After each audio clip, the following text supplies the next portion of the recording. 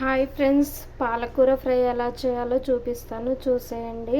నేనైతే 4 కట్టలు పాలకూర అయితే తీసుకొని వాటిని నీట్గా కడుక్కొని ఇలా సన్నగా కట్ చేసి అయితే పెట్టుకున్నాను ఫ్రెండ్స్. ఎలా చేస్తానో చూసేయండి. హెల్తీగా ఫ్రెండ్స్, చాలా బాగుంటుంది.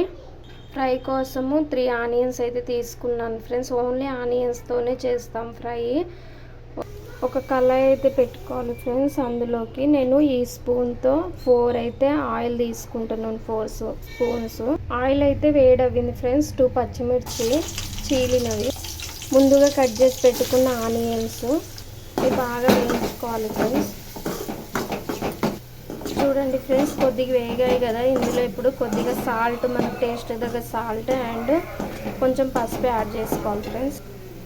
చూడండి ఫ్రెండ్స్, పసుపు అండ్ సాల్ట్ అయితే వేసాను. ఇంకొక 5 మినిట్స్ ఇట్లా వేగనివ్వాలి ఆయిల్లోనే. చూడండి ఫ్రెండ్స్, ఆనియన్స్ అంతా వేగిపోయాయి కదా. ఇప్పుడు ఇందులో పాలకూరని యాడ్ ముందుగా కట్ చేసుకుని పెట్టుకున్న పాలకూరని యాడ్ చేసుకోవాలి ఫ్రెండ్స్.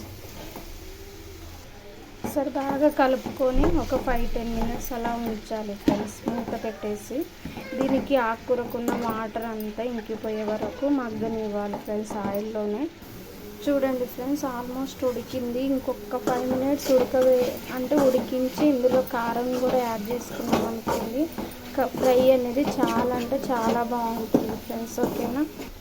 చూడండి ఫ్రెండ్స్ మొత్తం వాటర్ అంతా ఇంకిపోయినాయి కాబట్టి ఫ్రై అయిపోయింది. ఇందులో 1.5 స్పూన్ కారాన్ని అయితే యాడ్ చేస్తున్నాను ఫ్రెండ్స్. ఈ కారం స్మెల్ పోయేదాకా ఒక 5 మినిట్స్ అలా వేగనియాలి ఫ్రెండ్స్ ఆయిల్లోనే.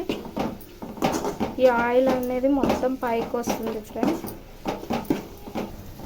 చూడండి ఫ్రెండ్స్, పాలకూర అయితే కంప్లీట్ అయినట్టే ఆల్మోస్ట్. చాలా అంటే చాలా హెల్దీ ఫ్రెండ్స్ పాలకూర ఫ్రై. ఇది ఇలా చేసుకోండి ఫ్రెండ్స్. మనం పప్పులో అట్లా రొటీన్గా చేస్తూ ఉంటాం కదా ఫ్రెండ్స్.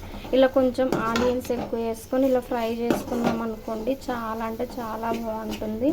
మీరు కూడా ట్రై చేయండి ఫ్రెండ్స్. ఓకేనా? కర్రీ చూడండి ఫ్రెండ్స్ ఎంత బాగా వచ్చిందో ఫ్రై. మన ఛానల్ అయితే సబ్స్క్రైబ్ చేసుకోండి ఫ్రెండ్స్. ఓకేనా?